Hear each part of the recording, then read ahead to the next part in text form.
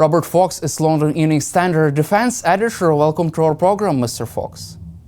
Hello, good afternoon from London. US President Donald Trump says that Ukraine would like to go offensive, and he will make the determination on whether he would support this effort. However, Financial Times reported that the US has been helping Ukraine to conduct these attacks on Russia's oil refineries and played a significant role in planning such operations deep inside Russia. Do you feel that this is another turning point in this war, this new US support for Ukraine, Trump's U-turn, so-called?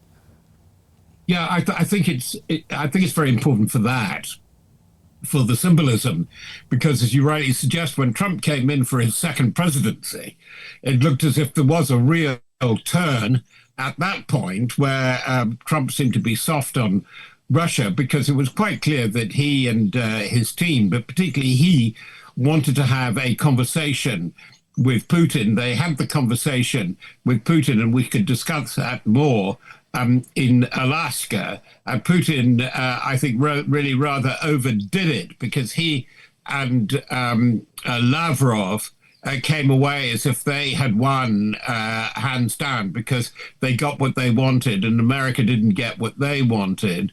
It's very interesting, the psychology of the two leaders now, to see, as I think we have mentioned before, they're talking past each other. And I think that we are beginning to look at what might prove to be a very bad miscalculation, personal miscalculation by Vladimir Putin, because Trump is extremely frustrated in that Putin, after all, really will not engage in talks, either with himself or particularly with Zelensky, because I think he really meant it, said he wanted the war to end, not because, only because of the glory after the seeming success in Gaza and the Nobel Prize and all that. But for Trump, it's very interesting that he puts it now to Putin for continuing what Trump, sees as a stupid and unnecessary war. That is a big change. And that's why the next meeting between him and Vladimir Zelensky is going to be really quite significant. I think it's going to be significant symbolically and practically, what in terms America is preparing to do. But the point that has been made about intelligence is absolutely true. And I think that that probably both America and the command of Ukraine would like as little said about that as possible, but certainly in real-time targeting for the depth battle, which is now happening at 1,500 kilometers, as you were suggesting, it's absolutely vital. Things are coming together there. And it's interesting, very quickly, that America is talking less about Europe really taking this burden on itself. And, it's really Europe's war, which we got back early in the summer and in the spring, and it's over to you now. What I suspect that the Trump leadership is saying is actually Europe is getting together, particularly the northern countries, the Denmark, Sweden, Finland, and that they and Germany in particular, they're ramping up the money, they're getting ready for their defense, and it seems to me that America has decided to help all it can while we get to the stage of Europe being fully prepared. And that's for an obvious reason, because they're worried that Putin, who's been very belligerent in his stance, in his posture, but particularly in some of the words from him and his leadership, that he's going to do something really rather rash in the next few months, believing that Europe is still too weak to really respond. And that's why the Baltic countries are very, very worried at the moment and are on full alert. Not that they're ever particularly not on full alert, but they have to be more on full alert, they seem to think, through the winter. You also mentioned about the summit in Alaska. Did Vladimir Putin overplay his hand during this summit? And don't you think that he just made things even worse by attending the summit and giving Trump so-called, chance to end this war? Yes, it's very interesting that Putin, he looked very pleased with himself because what he got in Alaska was that he was back on the world stage, almost that Trump, with his ambitions to the north, Greenland, the Arctic area, what he's saying to Canada, that, we'll share the Arctic together, I'm equal. Oh, that war in Ukraine, I'm not going to change my stance. And I think Lavrov, who was so interesting, I think probably made a mistake. Famously, he came along with the old Soviet ice hockey team sweater, and he opened it and he showed it as isn't this funny? But Lavrov was actually well worth watching there, because in the press briefings behind his position, there was going to be no change in Russia's stance. It was the terms of spring 2022, after the invasion that were put in Istanbul, more or less, Ukraine can be all right, but we want regime change, we want neutralization, and it joins the Russian family. It's inside the Russian family. That was a great mistake because he had to keep what Putin didn't do. I think that he humiliated Trump, not that Trump would admit it, because Trump had prepared for a reception leading to serious economic discussions, possible JVs, joint ventures, not only the minerals deal, but oil and gas, whereas to regenerate a lot of oil and gas, and particularly now with all the damage being done to refineries, not only refinery, but pumping station and lines. And you watch that as it comes up through the winter. It's the supply lines that are going to be so vital that they're going to need Western help. They can't do it themselves to regenerate that. So regenerate it. What Putin did in Alaska was that by almost insulting Trump and not giving him what he wanted, he cut off that line.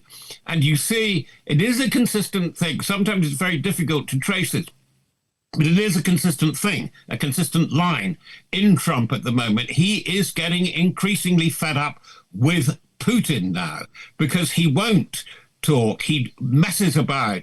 He's got this so-called offensive going on, which you know all about where you are, but it's not as successful as they claimed it was going to be.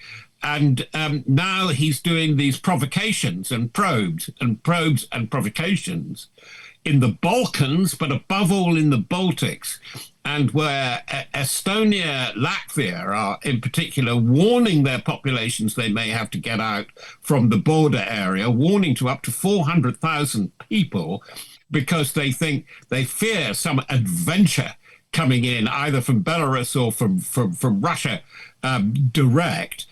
This is very serious indeed. It's Putin saying, I am going to get victory, and if necessary, I want to widen the war. And Trump has realized that Article 5 of the NATO treaty really does mean something. If you attack a NATO power, then we have to respond as an alliance. And the high-stakes gambling that Putin seems to be doing at the moment is really beginning to worry the White House. Also, you mentioned about these attacks on Russia's oil refineries. For how long can Russia sustain this? Also, if US provides Ukraine with long-range Tomahawk cruise missiles? Well, I think the Tomahawks is a very interesting thing. It's an effective weapon. It's how would it be launched? Would it be launched from sea or would it be launched from land? There might be some technicalities there. And we've been there, first of all, with the reluctance of the Biden administration saying, no, we don't want to give you HIMARS. And then there's the whole question of ATACMS. And then the question of Scarp and Storm Shadow, not only saying we won't do it, but we don't want our allies to do it. And then the Brits and the French got going there. I think Tomahawk is immense value as a talking point. It'll provoke Putin. It'll disrupt him. But I think that the lesson that we have learned with Ukraine is it's got to build a lot of its own stuff. Which it is doing very well.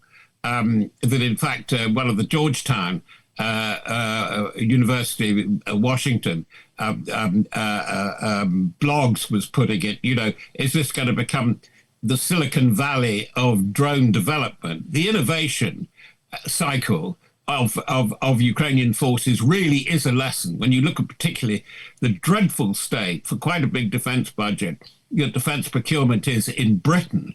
But by comparison with Ukraine, it can innovate, it can improvise, it can turn things round so much more quickly. It's doing things in weeks, which it sometimes the UK would take probably up to years to do, so much so that the most enterprising in the UK are actually working in Ukraine and with Ukraine, because that's the way to get fast and innovative development.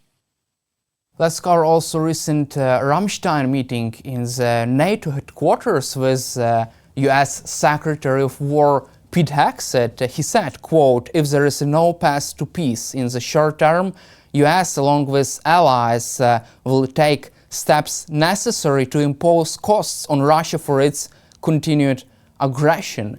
Do you feel there is a big change of tone here, even from Pete Hegseth, Secretary of War? From Hegseth, and I think the kind of thing that Hegseth was getting at, which has made America think very, very hard, is in the energy market. They are very worried about the sanctions busting.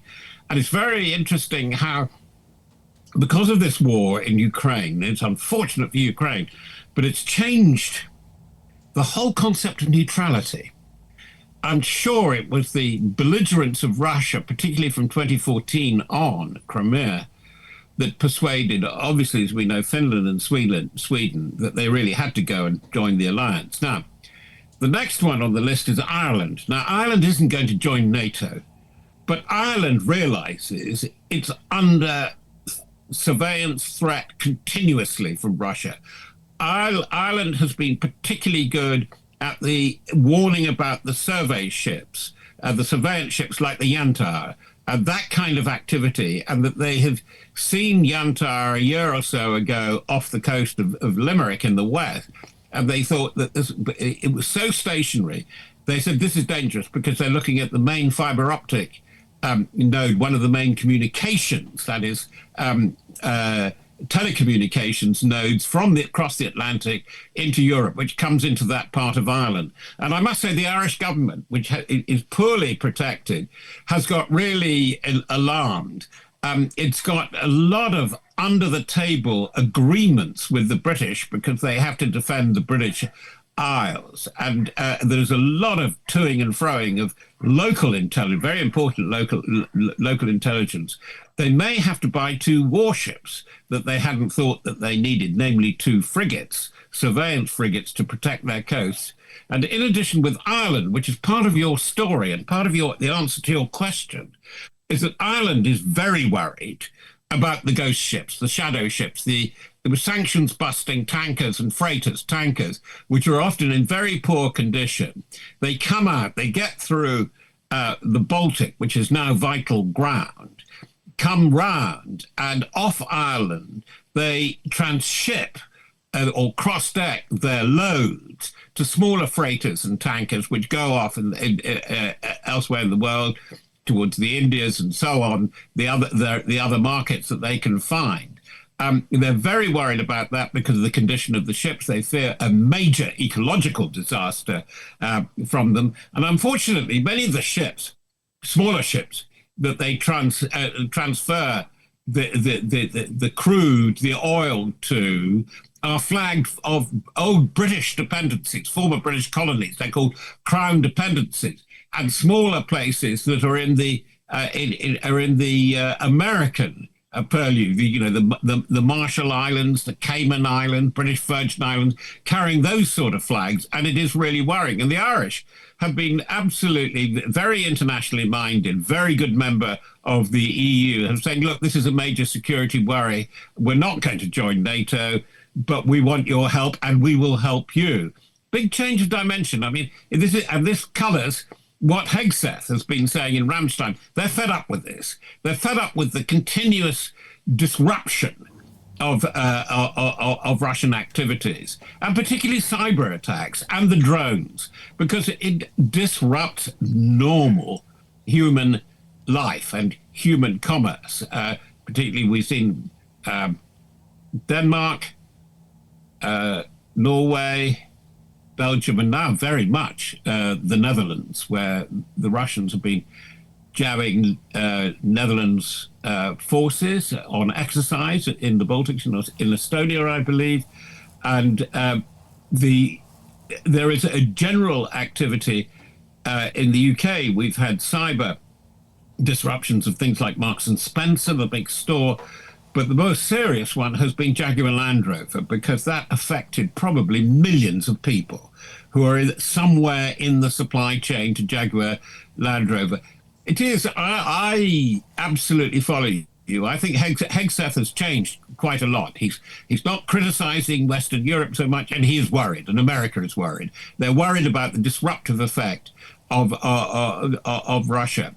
That as Russia isn't getting what it wants on the battlefield in Ukraine, it's really spreading all the way around, from the Caucasus through to Western Balkans. But it isn't entirely winning. As we know, it's got terrible trouble with its naval presence in the Mediterranean. It's got terrible trouble altogether, I think, with its naval activities. But as it hits terrible trouble, it becomes unpredictable, it becomes very, very disruptive. And that's why I think we're in for a rough 5 or 6 months through until the next spring. The tempo of events that we're seeing them now is not going to die down. It's not going to reduce in any way.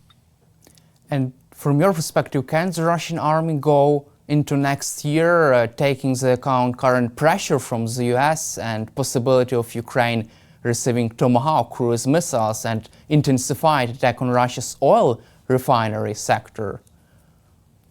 I can't work it out. I really can't work it out at all, because Putin is trying to create more armed forces. They have been making gains, I think, in Donetsk, and they've been making gains. It's funny, it's the sort of thing we saw in the First World War, where they were beginning to use aircraft for the first time. The same thing's happening with drones now. If you have heavy cloud and rain, it's very difficult to fly through there. And this has given Russia quite a big temporary advantage. But I see no prosecution of a major maneuver, by that a major territory, conquest of territory. So as I say, Putin is calling up people. He's got lots and lots of people. He's taking very heavy casualties still. So what do you do when you've got 1.5 million people nominally in the army or in the armed forces? You've got to use them or lose them. And that's where I think things get troublesome, because if they're frustrated and, they've cut down the bounty salaries for signing on, there are signs of trouble there because there is uncertainty in the economy, petrol rationing and so on. I think that we're in for a very, very volatile time there, and I've no idea what he will do. I think as somebody who is under pressure and who's so committed to staying in power by staying in a war, I think that Putin is quite likely to or even have already made some serious miscalculations. Meanwhile, US President Donald Trump says that India will stop buying Russian oil. This was agreed during a conversation between President Trump and Narendra Modi, head of the Indian government. What is your take on that? Well, Narendra Modi is quite difficult to read. He seems quite obvious at first, and what is his aim? But I think that what Trump and Rubio will have understood about India is that, you're almost in a way as worried about China as we are, that, that we don't know quite what to do. How much can we trade? How much do we compete? And how much do we have to defend ourselves? And what I suspect Trump has been, and Rubio have been very clever and clear about, is that, that you have this very close alliance now, and to an extent that we're still all the time discovering new details about this close alliance between China and Russia. And what Trump quite reasonably can say to Modi, that's no good for either of us. It's no good for New Delhi and it's no good for Washington. So we'd better think this one out. And by the way, you're helping it if you go on buying illegal, discounted oil. But mind you, as you were saying, there isn't all that much oil excess to sell to India, and there are problems because they have to use this increasingly troubled fleet of the ghost tankers, or in some ways they have to go through Azerbaijan. And the Azeris, and Putin had to apologize to Azerbaijan for the shoot down a year or so ago of the civil airliner, and he said yes, the Azeri civil airliner was shot down by mistake by Russian air defenses, because he's dead worried about that corridor, that cut through to Iran is being cut. And by the way, Iran isn't in such a good state. I mean, I don't go as far as the Foreign Affairs magazine, the new one, which has just arrived at my desk, which claims that the Ayatollah's regime is really beginning to wobble now. But a lot of Putin's allies are in quite a state now, and I think it's a very good, and the timing of Trump's moves at the moment seems particularly good. The way he moved on in Netanyahu after the debacle, the ridiculous thing that they did with the attempted assassination of al-Hayya, the civil leader, the political bureau chief of Hamas, that was good, and he got a lot of things rolling from there. And Trump does seem to be, when he goes to these meetings, he loves these meetings, and he's schmoozing, meeting people. He hasn't lost an opportunity. And he worked on Prabowo of Indonesia, particularly saying, look, we need your help, so we'll help you. And Narendra Modi, exactly, yeah. And that's the Trump line that's working. Israel and Hamas have reached a ceasefire deal and hostage release agreement. How could this Trump's success influence the outcome of the war in Ukraine and his efforts over ending the Ukraine war? Well, the war isn't quite over. We're at a truce and a ceasefire because they're all talking past each other, and part of the plan, the 20-part plan for Gaza, was that Hamas decommission, as they say, and then step down from influence in government. Now, that's nonsense. As we've seen, it's the only game in town as far as security and stabilization. Quite unpleasant, so much so that it's trying to reassert its position, fighting gangs and clans inside Gaza. And Netanyahu is saying he doesn't want anything to do with Hamas, nor do some of the sponsors, the Arab sponsors of the peace deal, namely the UAE, Saudi Arabia, and Oman, who didn't turn up for the signing of the Great Peace Declaration. But that being said, that Trump has said he's prepared to accept Hamas for the time being, because there is no international stabilization force. Sorry, that's a big preliminary to this, because your point is absolutely right, that Trump thinks he's on a roll now of success, and he's getting quite serious about stopping the fighting in Ukraine. I mean, that's the interesting thing for somebody who's verbally, in words, so aggressive. Trump really doesn't like war. He's got a very good focus on the instrument of war. It's something of last resort, not first resort.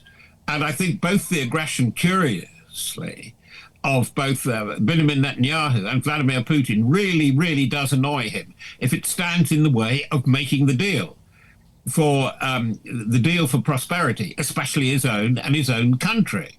And that's the way it's working. And I don't think that this is empty. I think there is going to be a major effort now to establish some kind of peace, some kind of ceasefire in Ukraine. But whether, this is the big question for your viewers, whether Putin could sign up to a ceasefire now and survive, politically, I think there's increasingly a question mark. I put it like that, a question mark, possibly becoming a real doubt about his survivability as political leader of the Russian Federation. Thank you, Mr. Fox, for your time and for your support for Ukraine, and glory to Ukraine. Glory to Ukraine.